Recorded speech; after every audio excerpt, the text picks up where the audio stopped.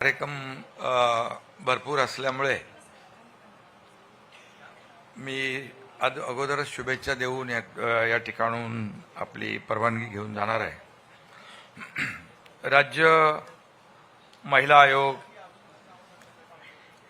सक्षमा हा कार्यक्रम या ठिकाणी आयोजित केला आहे। या कार्यक्रमाला उपस्थित आपले विधानसभेचे अध्यक्ष राहुल नार्वेकरजी, उपसभापती नीलमताई, आमच्या महिला व बालकल्याणच्या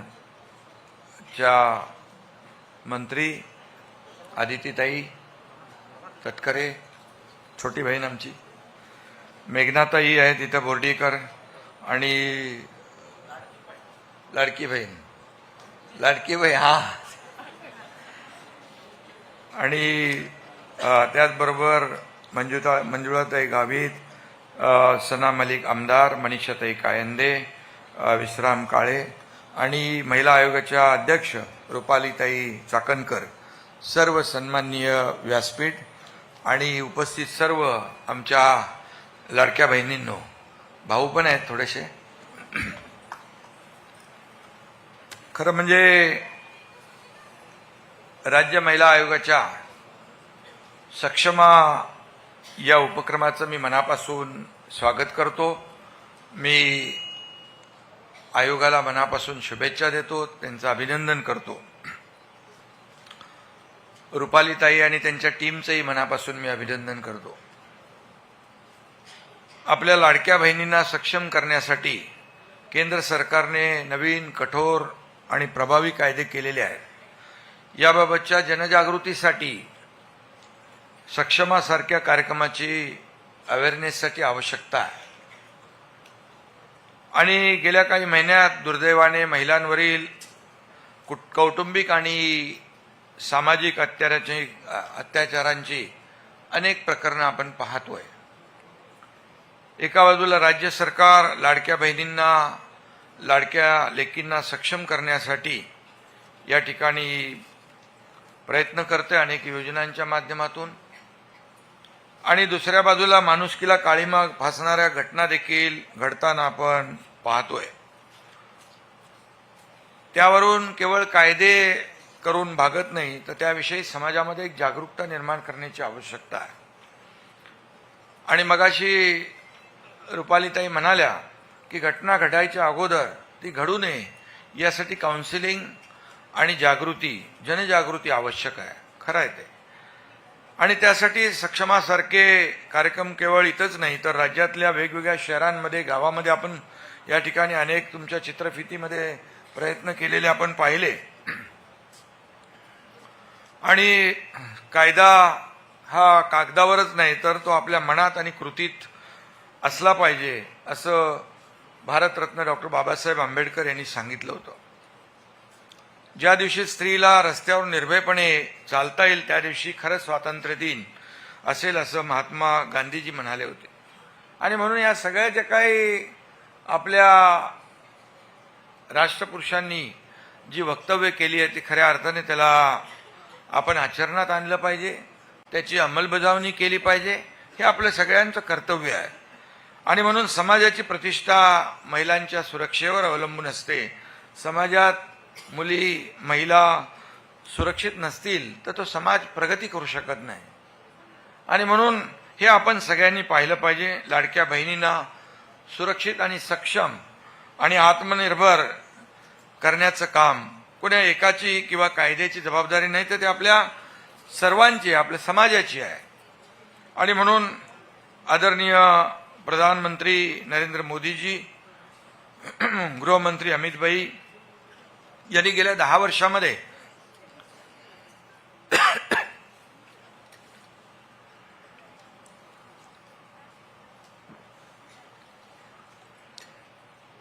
अनेक आमूलाग्र बदल घडवले। शेकडो कालबाह्य कायदे रद्द केले, नवीन कायदे आणले, आणि कठोर, स्पष्ट आणि प्रभावी तरतुदी देखील करण्यात आल्या। नवी न्यायसंहिता ही महिलांसाठी अधिक सुरक्षा प्रदान करणारी, अधिक अधिकार देणारी आहे। महिला सबलीकरणासाठी त्याचा फायदा देखील होणार आहे. महिलांवरील अत्याचार, छेडछाड, पाठलाग, ऑनलाईन छळ याविरुद्ध कठोर शिक्षा देण्याची तरतूद देखील केली आहे. पोलिसांकडे तक्रार करताना डिजिटल पारदर्शकता, पीडितेला तात्काळ मदत, समुपदेशन, कायदेशीर मदतीच्या अनेक गोष्टी यामध्ये आहेत. नवीन कलम ही आमच्या बहिणींची कवचकुंडलं ठरावीत असं देखील एक विश्वास मी व्यक्त करतो. पण ती कशी वापरावीत याचं आपल्याला सगळ्यांना ज्ञानही असलं पाहिजे. आणि म्हणून यासाठी महिला आयोग नक्कीच पुढाकार घेईल आणि जनजागृतीच्या माध्यमातून, काउन्सिलिंगच्या माध्यमातून आपल्या सर्व बहिणींना या बाबतीमध्ये माहिती करून देईल. या कार्यक्रमाचं नावच सक्षम आहे.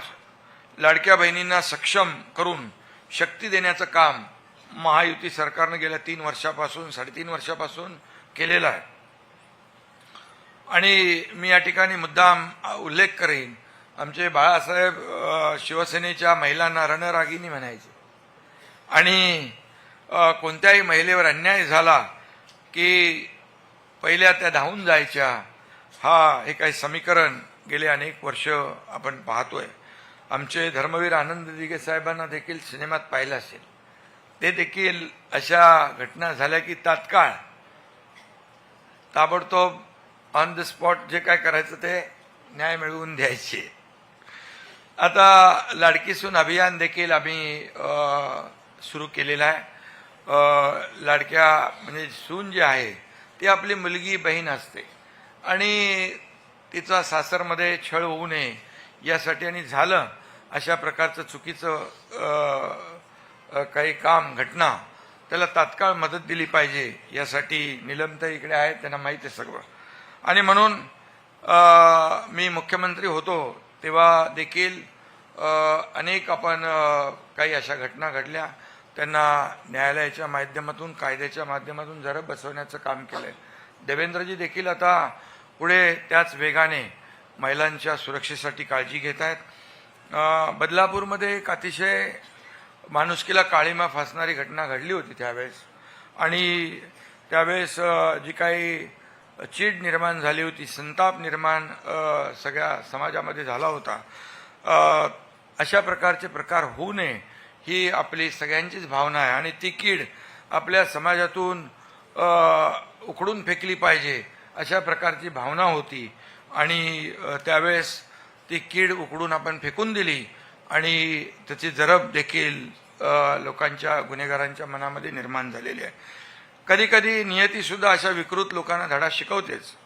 आणि म्हणून महिलांवर अत्याचार रोखण्यासाठी आपल्या सरकारने एका छताखाली तक्रार, कायदेशीर मदत, समुपदेशन अशी व्यवस्था देखील केलेली आहे. पोलीस ठाण्यात महिलांच्या तक्रारीची लगेच दखल घेण्याचे निर्देश आहेत. 24/7 महिला हेल्पलाईन, मगाशी आपल्या रुपाली ताईंनी देखील त्याची माहिती दिली. पोलीस स्टेशनमध्ये महिला सुविधा कक्ष, महिला अधिकाऱ्यांना विशेष प्रशिक्षण, या सर्व गुन्हे रोखण्यासाठी जनजागृती अभियान राबवलं जातं. आणि म्हणून महायुती सरकारने गेल्या 3.5 वर्षामध्ये महिलांसाठी अनेक अत्यंत महत्त्वाचे असे निर्णय या ठिकाणी घेतलेले आहेत. आणि त्यात मुख्यमंत्री महिला सक्षमीकरण अभियान चालवलं. निर्भया निधी तात्काळ आपण मंजूर करून दिला. आणि म्हणून महिला सुरक्षेसाठी CCTV असतील, महिला हेल्प डेस्क असेल, तसेच पोलीस सहाय्य सुविधांना तात्काळ निधी देणं असेल, या सर्व प्रकारची कामं आपलं सरकार करतोय. लेक लाडकी लखपती योजना झाली, माझी लाडकी बहीण योजना झाली, मुलींचं उच्च शिक्षण मोफत देण्याचा निर्णय झाला, ST प्रवासात 50% सवलत दिली, महिला बचत गटांना अर्थसहाय्य आपण मोठ्या प्रमाणामध्ये, आदिती ताईला माहीत आहे, तीच त्या विभागाची मंत्री आहे.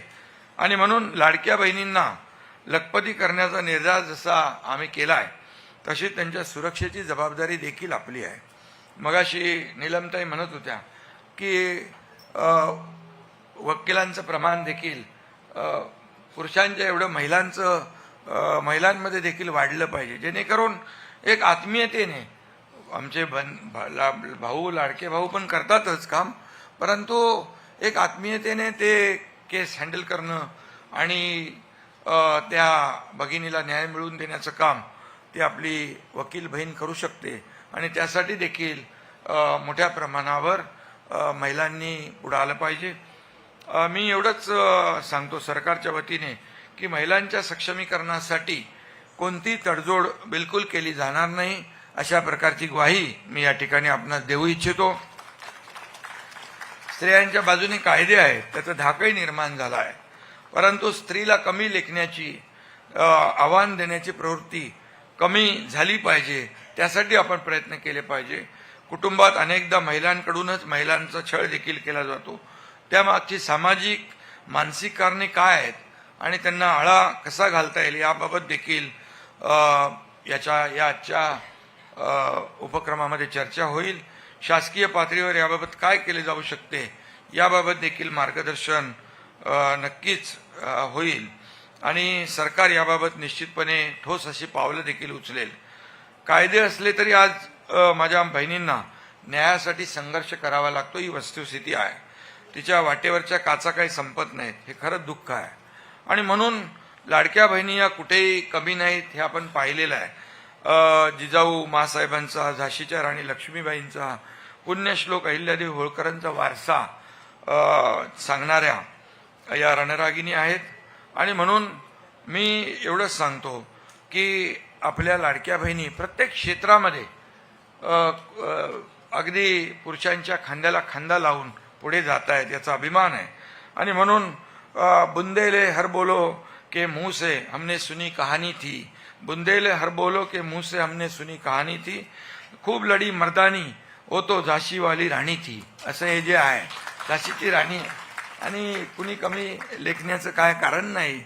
ते जेव्हा जेव्हा असे प्रसंग येतात तेव्हा तेव्हा आपलं रूप दाखवतात. आणि म्हणून माझ्या सर्व बहिणी या लढणाऱ्या आहेत, रडणाऱ्या नाहीत. आणि म्हणून यह सदी में शुरू हुई एक नई पारी, अबला नहीं सबला नारी है. आणि म्हणून नव्या कायद्यांमुळे मगाशी नीलमताई काही गोष्टी सांगत होत्या, महिलांच्या लढ्याला नवं बळ मिळालेलं आहे. आणि म्हणून रुपालीताई तुमचं काम आम्ही पाहतो. खूप ठिकाणी आपण जिल्ह्यात तालुका स्तरावर जाता, जिथं जिथं अन्याय होतो तिथं महिला आयोगाच्या आणि एक धाक आहे. महिला आयोगाकडे गेलं की समोरच्या माणसाला देखील वाटतं आता आणि न्याय जो अन्यायग्रस्त असतो त्यालाही वाटतो न्याय मिळेल आणि अन्याय करण्याला वाटतं आता आमच्यावर कारवाई होईल. त्यामुळे हे अधिक अजून कडक केलं पाहिजे. तुमच्या मागे पूर्ण सरकार, आम्ही सगळेजण आहोत, चिंता करण्याची आवश्यकता नाही. आणि म्हणून एवढंच सांगतो, अब औरत चुप नहीं रहेगी, कानून हो, कलम हो या तलवार हो, वो अपने हक के लिए हर जरिया अपनाएगी. म्हणजे हे तर केलंच पाहिजे, घाबरण्याचं काही कारण नाही. आणि हा महाराष्ट्र हा आपल्या वीरांचा, शूरांचा आणि लाडक्या बहिणींचा आहे. आणि म्हणून लाडक्या बहिणी, आदिती बरोबर आहे ना, लाडक्या बहिणींनी चमत्कार केला आणि सगळ्यांचे टांगे पलटी घोडे फरार करून टाकले. आणि गेल्या विधानसभेच्या निवडणुकांमध्ये अतिशय लँडस्लाईड मॅन्डेट महायुतीला दिलं. त्यामुळे आम्ही लाडक्या बहिणींना कधीच विसरू शकणार नाही. आणि महिलाही आपल्या हक्क आणि अधिकारांविषयी जागरूक झालेल्या आहेत. त्यांना माहिती आहे आपला हक्क काय, अधिकार काय. आणि तळागाळातल्या महिला सुद्धा आता आयोगाकडे धाव घेऊ लागल्या. ती चांगली बाब आहे. शेवटी कुठे काही झालं त्याचे वाचा फोडली पाहिजे त्याला. आणि म्हणून अन्यायाविरुद्ध लढताना या सर्व गोष्टी कुठेतरी आपल्याला झाकून ठेवता कामा नये. त्या गोष्टींना वाचा फोडली तर न्याय मिळेल. आणि म्हणून आता तो प्रकार आपण पाहू लागलोय. सगळ्या आमच्या बहिणी जागृत झालेल्या आहेत. आणि म्हणून आयोगानेही महिलांची सुरक्षा, अत्याचार झालेल्या महिलांना न्याय आणि काउन्सिलिंग या बाबतीमध्ये मोठी जनजागृती केलेली आहे. आणि म्हणून राज्य महिला आयोगाच्या कामाला बळ देणं आमचं कर्तव्य आहे, सरकारचं कर्तव्य आहे. इथं आपले अध्यक्ष महोदय पण विधानसभेचे बसलेले आहेत. ते देखील सभागृहामध्ये आमच्या लाडक्या बहिणींना बोलायला जास्त संधी देत असतात. आणि शेवटी आपण हे केलंच पाहिजे. आणि म्हणून राज्य महिला आयोगाच्या या संपूर्ण कार्यक्रमाला मी शुभेच्छा देत असताना या ठिकाणी एवढंच सांगतो, आयोगाला देखील पुरेसं जे काय मनुष्यबळ आहे ते देखील आवश्यक आहे, पुरेशी यंत्रणा आहे ती देखील आपल्याला दिली पाहिजे, आणि त्यामध्ये काउन्सिलर असावे, कारण आपलं काम देखील वाढलेलं आहे, अशा घटना देखील वाढतात. त्यामुळे कामाचा व्याप वाढला की त्याला यंत्रणा देखील आपण वाढवून दिली पाहिजे, आणि ती जबाबदारी सरकारची आहे. आणि म्हणून जसं कुठल्याही न्यायालयाचं कुठलंही काम आमच्या कॅबिनेटमध्ये आलं की आम्ही तात्काळ त्याला मंजुरी देतो, तशी रुपालीताई आपलं कुठलाही प्रस्ताव आला तर कॅबिनेटमध्ये देखील आम्ही तात्काळ त्याला मान्यता देतोच आहे, यापुढे देखील देत राहू, अशा प्रकारचा विश्वास या ठिकाणी देखतो. मुलींची महिलांची सुरक्षा हा केवळ तिचा अथवा तिच्या कुटुंबाचा प्रश्न नसून ती आपल्या सगळ्यांची जबाबदारी आहे, एक सामूहिक जबाबदारी, एक सामाजिक भान ठेवून आपण काम केलं पाहिजे, आणि सामाजिक बांधिलकी जपण्याचं काम आपण केलं पाहिजे. आणि म्हणून समाजाने तिच्या भोवती सुरक्षेचं कवच उभं करायला पाहिजे, त्यासोबत तिला सबला करण्यासाठी ठोस प्रयत्न केले पाहिजेत, आणि ते सगळे मिळून आपण एक दिलाने करूया. मी एवढंच सांगेन की प्रधानमंत्री नरेंद्र मोदीजींनी देखील त्यांच्या गेल्या 10-11 वर्षाच्या कारकिर्दीमध्ये महिला सक्षमीकरणासाठी अनेक योजना आपण जशा केल्या मी मगाशी सांगितल्या, आणि तशा योजना देखील केंद्राने केल्या, तेवढ्या कधी यापूर्वी झाल्या नव्हत्या, हे मी या ठिकाणी नमूद करू इच्छितो. आणि नव्या लोकसभेत त्यांनी नारी वंदना हे पहिलं विधेयक आणलं, आणि ते मंजूर करून महिलांना बळ दिलेलं आहे. आणि म्हणून या ठिकाणी आज देशाच्या सर्वोच्च पदावर देखील राष्ट्रपती पदावर आपल्या द्रौपदी मुर्मू मॅडम आहेत, आणि हा देखील आपला गौरव आहे, अभिमान आहे. आणि म्हणून अनेक ठिकाणी युद्धनौकेचं, वायुसेनेच्या विमानांचं सारथ्यही महिला करतायत. अलीकडेच भारतीय महिला क्रिकेट संघाने देखील वर्ल्ड कप जिंकला आहे. म्हणजे आता कुठं तुम्ही कमी नाही आहात, एक पाऊल पुढेच आहात. आणि महिलांच्या कर्तृत्वाची अशी शेकडो. महापालिकेच्या निवडणुकांचं सांगू, महापालिकेच्या निवडणुकांमध्ये हे स्थानिक स्वराज्य संस्था ज्या आहेत त्या निवडणुकांमध्ये 50% आरक्षण आहे. नाही, 50% आहे, पण तिथं महिलेच्या वार्डात पुरुष उभा राहू शकत नाही, पुरुषाच्या वार्डात महिला उभी राहू शकते. म्हणजे तुमचा टक्का 50% पेक्षा वाढतोय. म्हणजे हे एक चांगली गोष्ट आहे. तुम्ही तशाच आहात, आणि त्यामुळे तशाच आलेला आहात तुम्ही जास्तीचं एक आरक्षण घेऊन. आणि म्हणून यामध्ये एक आहे, म्हणजे सांगण्याचं तात्पर्य, एखादी महिला एखाद्या वॉर्डमध्ये, आता मी नगरसेवक म्हणून आपण काम करत आलो ना, एखादी महिला, अध्यक्ष महोदय, एखाद्या वॉर्डात चांगली काम करत असेल आणि तो वॉर्ड जर बदल झाला आणि पुरुष झाला तर आपण त्या महिलेचं तिकीट कापण्याची हिंमत करत नाही, कारण तिला तिकीट देतो कारण तिचं काम चांगलं असतं म्हणून.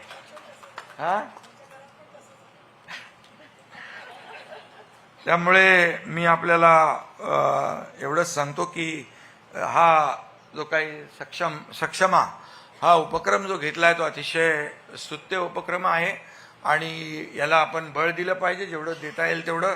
आणि म्हणून जाता जाता मी शेवटी एवढंच सांगतो, तूच रमाई बहिणाबाई, तूच जिजाऊ माता, अन्यायाविरुद्ध लढण्या तू हो काली माता, तू हो काली माता. जय हिंद, जय महाराष्ट्र. आणि रुपालीताई, माझा दुसरीकडे कार्यक्रम असल्यामुळे मी आपली परवानगी सगळ्यांची घेऊन जातोय, आणि बाकी आपलं सगळं टीम आहे, आपल्या ताई पण आलेले आहेत. धन्यवाद. जय हिंद, जय महाराष्ट्र.